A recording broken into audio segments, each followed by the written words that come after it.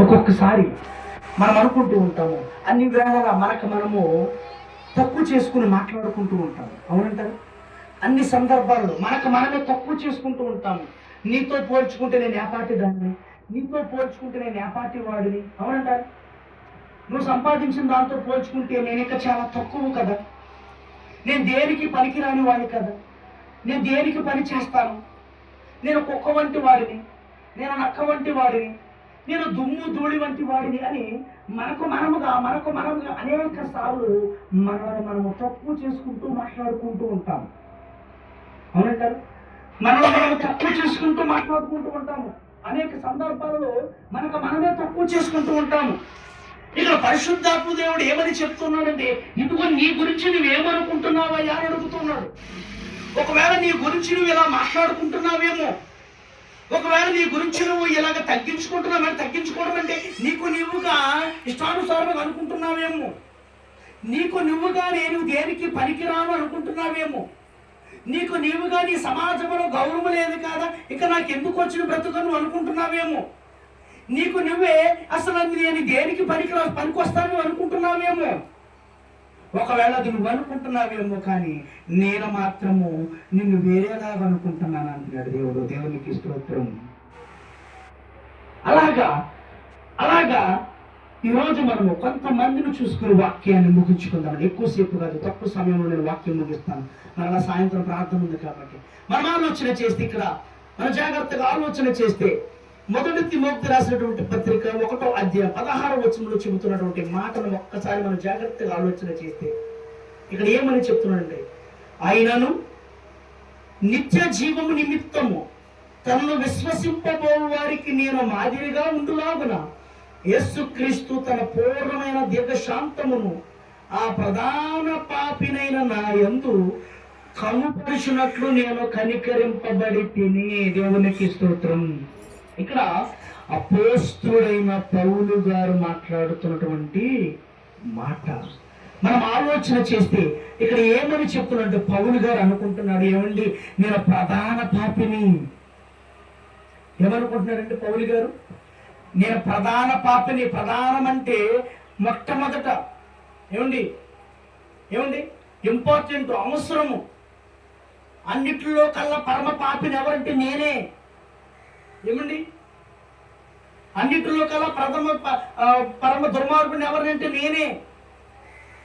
అంటే ఉపయోగపడేదాన్ని, అంటే ఉపయోగపడడం అంటే అన్నిటి గురించి మాట్లాడేదాన్ని ప్రధానం అంటారు. ప్రధాన పాపి. ఏదైనా ప్రధానం ఉంటేనే మాట్లాడతామా? ఇక్కడ ఆయన అదే పోల్చుకుంటా, నేను ప్రధాన పాపిని.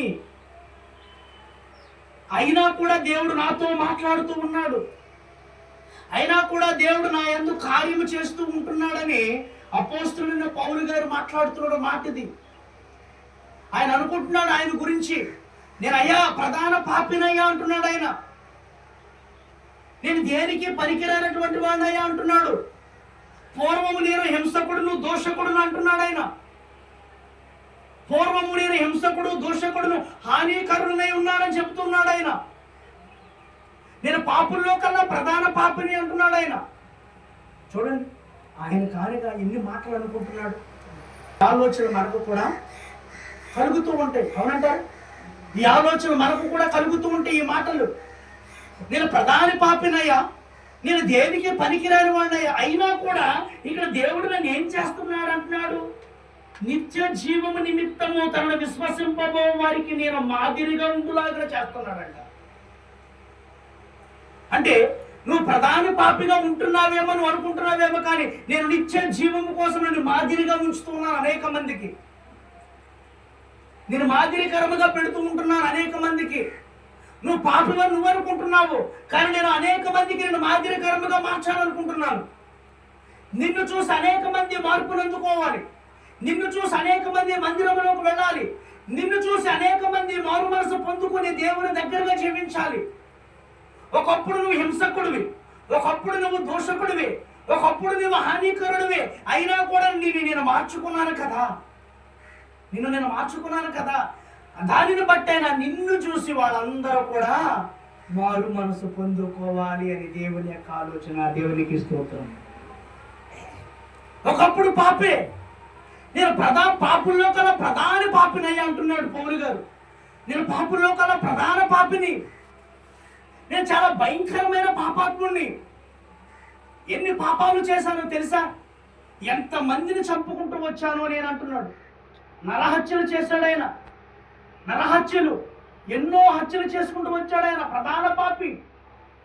ఎక్కడైనా ఆరాధన జరుగుతుంటుంటే అక్కడ చిన్నపిల్లల దగ్గర నుంచి పెద్దవాళ్ళ వరకు అందరినీ చంపుకుంటూ వచ్చేసాడు ఆయన. ప్రధాన పాపి. పాపంలో కల్లా ఎక్కువ పాపాలు చేసేవాడు ప్రధాన పాపి అంటారు. ఇతను ఎలా పోల్చుకుంటున్నాడంటే, ఒకవేళ ఈ భూమి మీద పాపాలు చేశారు కానీ వాటి అన్నిటికంటే ఎక్కువ పాపాలు చేసింది నేనే అనుకుంటున్నాడు. ఈ పాపుల్లో కల్లా నేను పాపిని అని ఆయన గురించి ఆయన అనుకుంటున్నాడంట. ఇక్కడ అదే చెప్తున్నాడు, నీ గురించి నువ్వేమనుకుంటున్నావు? నీ గురించి అసలు నువ్వేమనుకుంటున్నావు? అసలు మన గురించి మనం ఏమనుకుంటున్నాం? ఎప్పుడైనా ఆలోచించామా?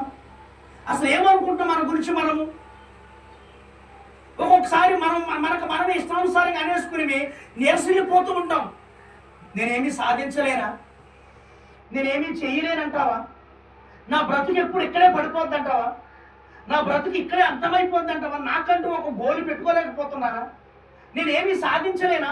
ఒక ఉద్యోగాన్ని సాధించలేనా? ఒక వ్యాపారం చేయలేనంటావా? కనీసం ఒక గృహాన్ని కూడా కట్టలేనంటావా? నేను నా బ్రతుకు ఎప్పుడు ఇక్కడేనా ఉండేది? నేను ఎప్పుడు కింద స్థాయిలోనే ఉంటానా? నాకంటూ ఒక స్థాయి రాదా? నేను అప్పుడు అలా వచ్చేలాగా నేను సంపాదించలేనంటావా? ఏంటి నాకు ఈ బ్రతుకు? నేను ఇలా దిగజారిపోతున్నానంటే అన్ని వేళలా నా బ్రతికేంటి ఎలాగైపోయిందని మనముగా అనేక సార్లు ఇలాంటి మాటలు మాట్లాడుకుంటూ ఉంటాము. అవునంటారా? మనముగా అనేక సార్లు మాట్లాడుకుంటూ ఉంటాం ఇలాంటి మాటలు. యొక్క ఆలోచన. కానీ దేవుడు ఏమంటున్నాడు చూడండి, దేవుడు ఏమని చెప్తున్నాడు చూడండి. పౌలు గారి ఆలోచన ఎలా ఉందంటే, అయ్యా నేను ప్రధాన పాపినయ్యా అని ఆయన అంటే దేవుడు చెప్తున్నాడండి. ఆయన ఏమని చెప్తున్నాడు ఒక్కసారి చూద్దామండి. అపోస్తుల కార్యములు 9వ అధ్యాయము, అపోస్తుల కార్యములు 9వ అధ్యాయము, అపోస్తుల కార్యములు 9వ అధ్యాయము 15వ వచనం చూద్దామండి. అపోస్తుల కార్యములు 9వ అధ్యాయము 15వ వచనం చూసినట్లయితే మనము, అందుకు ప్రభువు నీవు వెళ్ళుము, అన్యజనుల ఎదుటను రాజుల ఎదుటను ఇశ్రాయేలుల ఎదుటను నా నామము భరించుటకు ఇతడు నేను ఏర్పరచుకున్న సాధనమై ఉన్నాడు. దేవునికి స్తోత్రం. ఇప్పుడు ఏమై ఉన్నాడండి ఈయన? దేవుడు ఏర్పరచుకున్న సాధనమై ఉన్నాడు ఈయన. అంటే దేవుని ఏర్పరచుకున్న పనిముట్టిన ఈయన అనుకుంటున్నాడు. పౌలు గారు నేను పాపినయ్యా అనుకుంటున్నాడు, నేను దౌర్భాగ్యునయ్యా అనుకుంటున్నాడు, నేను పూర్వము హింసకుడినయ్యా, పూర్వము నేను దోషకుడినయ్యా, పూర్వము నేను హానికరుడినయ్యా, అలా బ్రతుకుతున్నాను నేను ప్రధాన పాపిని అంటున్నాడు. కానీ దేవుడు ఏమంటున్నాడంటే, పౌలా నేను ఏర్పరచుకున్న సాధనము నీవు, నేను ఏర్పరచుకున్న సాధనము నీవు. ఒకవేళ నువ్వు ప్రధాన పాపి అని నువ్వు బాధపడుతున్నావేమో, నేను పాపుల్లో కల్లా ప్రధాన పాపులు నువ్వు చెప్పుకుంటున్నావేమో, కానీ నేనేమంటున్నా చెప్పనా పౌలా, ఇదిగో నేను ఏర్పరచుకున్న సాధనము నీవే. నీ వెళ్ళు, అన్యజనుల ఎదుటను రాజుల ఎదుటను ఇశ్రాయేలు ఎదుటను నా నామమును భరించు. రాజుల ఎదుటకు నువ్వు వెళ్ళాలి. ఇశ్రాయేలు ప్రజలు ఉన్నారు ఈ లోకంలో. ఇశ్రాయేలు ప్రజలు ఎలాగున్నారంటే, ఇదిగో మనలాంటి వాళ్ళే. ప్రభువుని పూర్తిగా అంగీకరించరు ఇశ్రాయేలు ప్రజలు. కొంతమంది ఏదో మొక్కుబడికి ప్రార్థనగా పెడుతున్నాము వచ్చేస్తామా, ఇదే. ఇటువంటి జాబితాలో చాలా మంది ఉన్నారు ఇశ్రాయేలు ప్రజలు. మనమే ఇంకా పూర్తిగా దేవుని అంగీకరించడం వల్లే, ఇంకా పూర్తిగా దేవుని మందిరానికి రావటం వల్లే, ఏదో మొక్కుబడికి పండగలకి పబ్బాలుగా వెళ్తారు చూడండి. ఇటువంటి వారి గురించి దేవుడు ఏర్పరచుకున్నాడు సాధనమైన పౌరులు. ఇటువంటి వారు చాలా మంది ఉన్నారని చెబుతూ ఉన్నాడు. ఇటువంటి వారు మార్చడానికే నేను ఏర్పరచుకున్నాను పౌలు అని అడుగుతున్నాడు. ఇటువంటి వారు చాలా మంది ఉన్నారు. లేరంటారు? ఏమైనా ఇశ్రాయేలు ప్రజల్లో ఉన్నటువంటి జనాభాలో లేరంటారు? మనం కూడా అందులో ఉన్నవాళ్ళమే.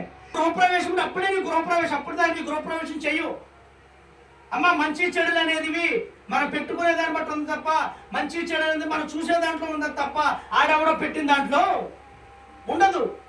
పూర్తిగా వాడే. అందుకే అంటున్నాడు, అందుకే చెప్తున్నాడు, ఇంకా ఎంతకాలం అయ్యా మీరు అటోకడికి ఇటోకడికి వేస్తారు. 2 పడవల మీద కాలేయకుండా ఒక పడవ మీదే కాలేయండి. 2 పడవల మీద కాలేస్తే మీరు దేనికి కూడా చెందరు అంటున్నాడు ఎలియా గారు. ఎలియా గారు మీరు దేనికి చెందరయ్యా అంటున్నాడు. 450 మంది ప్రవక్తలతో మాట్లాడుతూ ఉన్నాడు ఆయన. ఇంకా ఎంతకాలమయ్యా మీరు అటో కొడుకు ఇటో కొడుకేస్తారు? ఏదో ఒక వైపునే ఉండండి. మీరు నీ ఇల్లు కట్టేటప్పుడు పంతులు వచ్చి చూడాలా? వాడొచ్చి చూస్తే కానీ నువ్వు ఇల్లు కట్టలేవు. వాడొచ్చి నీకు శంకుస్థాపన పెడితే కానీ నువ్వు శంకుస్థాపన చేయలేవు. వాడొచ్చి నువ్వు ముహూర్తం పెడితే కానీ నువ్వు గృహప్రవేశము చేయలేవు. అదే చెప్తున్నాడు ఇక్కడ. పనిముట్టువు నీవు. పౌలు అనుకుంటున్నాడు నేను ఎందుకు పని చేస్తానయ్యా అనుకుంటున్నాడు. నేను ప్రధాన పాపినయ్యా అనుకున్నాడు. నువ్వు ప్రధాన పాపివి కాదయ్యా, నేను ఏర్పరచుకున్న సాధనము నీవు. నేను ఏర్పరచుకున్న సాధనము కాబట్టి నేను ఏర్పరచుకున్న. ఇక్కడ అదే చెప్తున్నాడు చూడు మళ్ళీ ఒక్కసారి. అందుకు ప్రభువు నీవు వెళ్ళుము, అన్యజనుల ఎదుటను రాజుల ఎదుటను ఇశ్రాయేలుల ఎదుటను నా నామము భరించుము. ఎవరి నామం భరించాలి? దేవుని నామాన్ని భరించుకోవాలి. అక్కడ ఎందుకో చెప్పనా? ప్రకటన చేస్తాకెళ్ళినప్పుడు ఖచ్చితంగా మాకు దెబ్బలు తగిలితే అయినా భరించుకోవాలి. ఇప్పుడు ఎలా డబ్బు సంపాదించి రాజరికం వచ్చి ప్రెసిడెంట్లు అయ్యేసరికి, సీఎంలు అయ్యేసరికి, పిఎంలు అయ్యేసరికి మిమ్మల్ని పెద్ద పట్టించుకోరు మిమ్మల్ని. ఇప్పుడు వాళ్ళ దగ్గరికి వెళ్ళమంటారంటే దానికి అర్థం ఉంది. మరి ఇశ్రాయేలు ప్రజల దగ్గరికి ఎందుకు వెళ్ళమంటారయ్యా? వాళ్ళు మా ప్రజలే కదా, వాళ్ళు మిమ్మల్ని ఎరిగిన వారే కదా, మరి ఎందుకు వెళ్ళమంటున్నారంటే సౌలాన్ని ఎందుకు ఏర్పరచుకున్నాను తెలుసా? అసలు మెయిన్ అన్ని జనుల కంటే రాజుల కంటే భయంకరమైన వారే ఇశ్రాయేలు ప్రజలేనయ్యా. రాజుల కంటే అన్యజనుల కంటే భయంకరమైన వారు ఎవరంట? ఇశ్రాయేలు ప్రజలే. ఇప్పుడు ఏళ్ళే మనకి తంట తెచ్చేది కారణం ఏంటంటే వీళ్ళకి అది కావాలి, ఇది కావాలి. ఆదివారం వస్తే ప్రార్థన కావాలి, సోమవారం వచ్చే శివుడు గుడి కావాలి, మంగళవారం వస్తే మరియమ్మ తల్లి, మొత్తం ఎక్కడ పడితే అక్కడికి వెళ్ళిపోతారు. గురువారం వస్తే సాయిబాబా, ఇంకెప్పుడు వదిలేదాడు.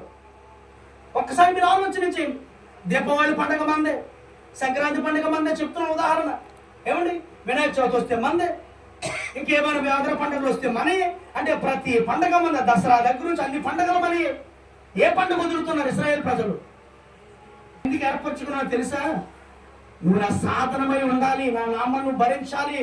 ఇతడు నా నామము కొరకు ఎన్ని శ్రమలు అనుభవింపవలను నేను ఇతనికి చూపుదను అతనితో చెప్పాను. పౌలు కంటండి దేవుని నామాన్ని బట్టి ఇంక ఎన్ని శ్రమలు ఉంటాయి అంటండి. ఎవరి నామాన్ని బట్టి అండి? దేవుని నామాన్ని బట్టి పౌలుకి ఎన్నో శ్రమలు ఉంటాయంట. నేను అతను చూపించాలి. ఎందుకంటే విశ్వాసంగా ఉన్నాడు ఆయన, నమ్మకంగా ఉన్నాడు. ఒకప్పుడు దూషకుడే, ఒకప్పుడు దుర్మార్గుడే, ఒకప్పుడు హింసించేవాడే, ఒకప్పుడు హాని చేసేవాడే, ఒకప్పుడు క్రైస్తవులు అనబడి వారందరూ కూడా చంపుకుంటూ వచ్చిన వాడే. ఎంతమందిని చంపాడండి? కొన్ని లక్షల మందిని చంపేశాడు ఆయన. ఆ టైంలో 2025 సంవత్సరాల క్రితంలో యేసుక్రీస్తు ప్రభువు పుట్టిన తర్వాత ఆయన భూమిని మరణించి 3వ రోజు తిరిగి లేచి ఆరోహం అయిపోయిన తర్వాత ఈ సౌలు గారి యొక్క జీవితం ప్రారంభమైంది. ఈ సౌలు గారి యొక్క జీవితం ప్రారంభమైనప్పుడు క్రైస్తవుడు అనే పేరు ఎక్కడ వినపడితే అక్కడ చంపేసేవాడు. ఎందుకంటే ఈ యూదుడు బాగా చదువుకున్న వ్యక్తి, ధర్మశాస్త్రం తెలిసిన వ్యక్తినా లేదు. ఎక్కడ మేము క్రైస్తవులు అని చెప్పడానికి వీలు లేదు. ఎవరైనా చెబితే వాళ్ళని చంపేసేవాడు. క్రైస్తవుడే లేకుండా చేద్దాం అనుకున్నాడు. ఈ లోకంలో ఎక్కడికైనా ఏ ఇంట్లో చూసినా క్రైస్తవుడు అని పేరు వినపడకూడదు అనుకున్నాడు. అనుకుని ప్రతి ప్రాంతానికి వెళ్ళిపోయి ఒక్కొక్కరిని కాదు ఒకేసారి అందరినీ చంపేసేవాడు. ఆ టైంలోనే స్టెఫన్ గారు కూడా వచ్చారు. స్టెఫన్ గారు వచ్చినప్పుడు ఆయన ఎవరైనా సంఘ పెద్దగా ఉన్నాడు. స్టెఫన్ గారిని కూడా రాళ్ళుతో కొట్టి చంపేసినా కూడా అసలు చలించలేదండి ఈయన. ఎందుకంటే మరి ఆయన కూడా క్రీస్తు నమ్ముకున్నవాడే కదా, ఆయన కూడా ప్రభు నమ్ముకున్నవాడే కదా. గుర్రమేసుకొచ్చాడు ఆయన సౌలు. స్టెఫన్ గారు రాళ్ళుతో కొడుతూ ఉంటుంటే అలాగ పక్క నిలబడి చూశాడే తప్ప, బాగా కొడుతున్నాడు మీరు భలే కొడుతున్నారని చెప్పి సంతోషించాడే తప్ప అతను కొట్టకుండానే మాట్లాడలే. కారణం ఏంటంటే అతనుకున్న ఆలోచన అంటే క్రైస్తవుల్ని చంపాలి.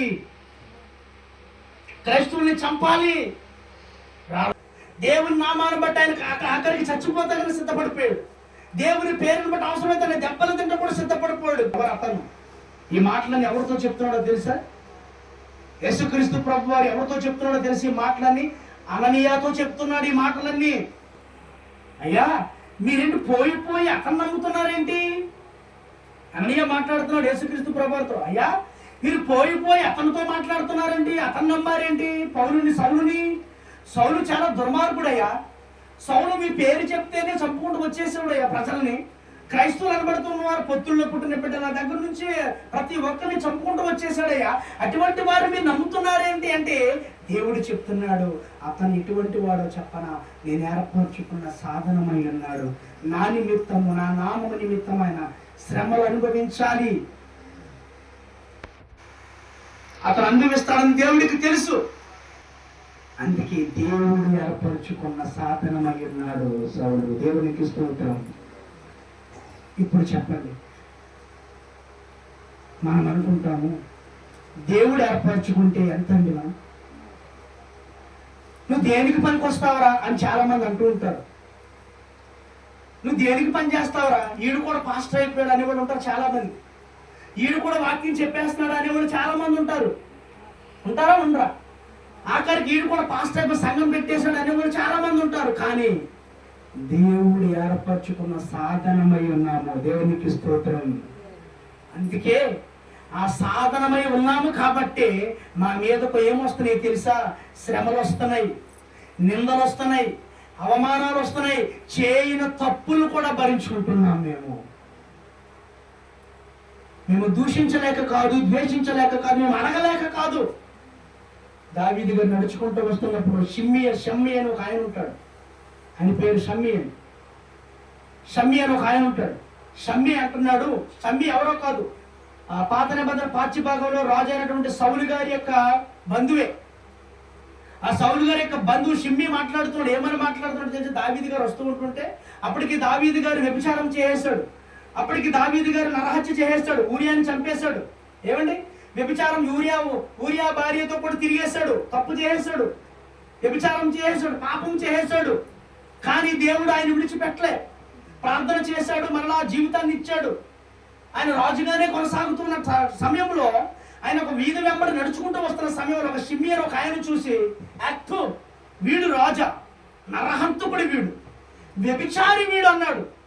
దావీదును చూసి, వీడు ఎటువంటి వాడు నాకు తెలియదా, వీడు నరహంతకుడి, వీడు ఒక మనిషిని నిండుగా చంపేశాడు, ఒక అమ్మాయితో వ్యభిచారం చేశాడు, వీడు ఎంత దుర్మార్గుడు అన్నాడు. ఆ పక్కన ఉన్నటువంటి సైనికులు అంటున్నారు, ఆజ్ఞ మహారాజా, మీరు ఆజ్ఞ ఇస్తానని తునాతునకలకి నరికేస్తామన్నారు, చంపేస్తామన్నారు. దావీదు ఏమన్నాడో తెలుసా? ఆగండి, దేవుడే అనమన్నాడేమో ఆ మాట, దేవుడేనని తిట్టమన్నాడేమో ఆ మాట. దేవుని ఆజ్ఞ లేకుండా ఏది కూడా జరగదు కదా. ఒకవేళ దేవుడే నన్ను దూషించమన్నాడేమో, అతని ద్వారా నన్ను పరీక్ష పెడుతూ ఉన్నాడేమో, నేను ఎంతవరకు నిలబడగలనని పరీక్ష పెడుతూ ఉన్నాడేమో. మనం ఎందుకు కంగారు పడాలి? మీరేమి మాట్లాడద్దు, నడవండి అని తీసుకెళ్ళిపోయాడండి. సేవ చేస్తున్న మాకు కూడా ఇటువంటి నిందలు వస్తూనే ఉంటాయి, భరించుకుంటున్నాం. అడగలేక కాదు, కడగలేక కాదు, కొట్టలేక కాదు, తిట్టలేక కాదు. కారణం ఏంటో తెలుసా? దేవుడే అనమంటున్నాడే మీ మాటలన్నీ, దేవుడే తీసుకొస్తున్నాడే మీ నిందలన్నీ, దేవుడు కావాలని అనమంటున్నాడేమో. భరించుకుంటాం, సహించుకుంటాం, ఓర్చుకుంటాం, అవసరమైతే కొట్టించుకుంటాం. ఎందుకంటే దేవుని సేవ చేస్తున్నాం, దేవుని పరిచారకులం కదా. మమ్మల్ని కొట్టినా కూడా మేము అంగీకరిస్తాం. కారణం ఏంటంటే ఎదురు తిరగము, దేవుని సేవకులం కదా. దేవుడు ఆజ్ఞాపించాడు కదా కొట్టమని. కొట్టమంటే కొట్టించుకుంటాం, తిట్టమంటే తిట్టించుకుంటాం, నిందలు వేయమంటే వేయించుకుంటాం. ఎన్ని చేసినా మేము భరించుకుంటాం. కోపాలు మాకు వస్తాయి, అడగగలము, మాట్లాడగలము, అవసరం కొట్టగలము, తిట్టగలము, ఎదురు తిరిగి దెబ్బలాడగలము, పోరాటం చేయగలము. కానీ ఎందుకు చేయట్లేదో తెలుసా? కారణం ఏంటంటే దేవుడు మమ్మల్ని ఏర్పరచుకున్న సాధనమలై ఉన్నాము. దేవునికి స్తోత్రం. అందువలనే ఎక్కడికక్కడ తగ్గించుకున్న మనస్తత్వం కలిగి ఉంటున్నాం. దావీదు గారు తగ్గించుకున్నాడు, పౌలు గారు తగ్గించుకున్నాడు.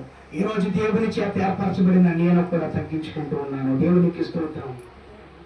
అందుకే ఎక్కడికక్కడ పట్టించుకుంటాం ఏది కూడా. మా పనులు మేము చేసుకుంటూ వెళ్ళిపోతున్నాం, మా పని మేము చేసుకుంటూ వెళ్ళిపోతే, ఇదిగో దేవుని సేవ మేము చేసుకుంటూ వెళ్ళిపోతే ఏదో ఒక రోజు ఆయన పని దేవుడు చేస్తాడు. దేవునికి స్తోత్రం. ఏదో ఒకరోజు ఆయన చేస్తాడు మన కార్యాన్ని, మన పని ఆయన చేస్తాడు. మన పని మనం ఆపుకోకూడదు. మన పని మనం చేసుకుంటూ వెళ్ళిపోతే దేవుడే మరలా మార్చుకునేలా చేస్తాడు. దేవుడికి అసాధ్యమైనది ఏది లేదు. అందుకే నీ గురించి నువ్వేమనుకుంటున్నావు, దేవుడు ఏమనుకుంటున్నాడంటే మన పనికి మాలను అనుకుంటాం. నేను పాపినయ్యా అనుకుంటాను, నేను దుర్మార్గుణ్ణయ్యా అనుకుంటాను, నేను దుష్టున్నయ్యా అనుకుంటాను, నేను ఎందుకు పనికిరాను వాడినయ్యా అనుకుంటాను, నేను వ్యభిచారినయ్యా అనుకుంటాను, నేను నరహంతకుడునయ్యా అనుకుంటాను, నేను హింసించేవాడినయ్యా అనుకుంటాను. కానీ దేవుడు ఏమంటాడో తెలుసా? ఇదిగో నేను ఏర్పరచుకున్న సాధనములయ్యా మీరు అంటున్నాడు. దేవునికి స్తోత్రం. కనుక మనం ఆలోచన కలిగి ఇది మనకున్నటువంటి ఆ విధానాలను మార్చుకుని ఇది ఇప్పటి నుంచి ఇక నుంచి మనం దేవునికి దగ్గరగా జీవిస్తే దేవుడే మన పట్ల కార్యాన్ని చేస్తాడని మీకు తెలియజేస్తూ ఉన్నాను. ఇంకా 3 మాటలు ఉన్నాయి. ఆ 3 మాటలు ప్రభుత్వమైతే సాయంకాల సమయంలో దాని గురించి మీకు వివరణ ఇస్తానని మీకు తెలియజేస్తూ దేవుడు తన పరిశుద్ధమైన వాక్యమును మన హృదయంలో భద్రపరిచి ఫలింపచేసి 30దంతలుగా 60దంతలుగా 100దంతలుగా ఫలభరితముగా ఫలింపచేయునుగాక. ఆమేన్.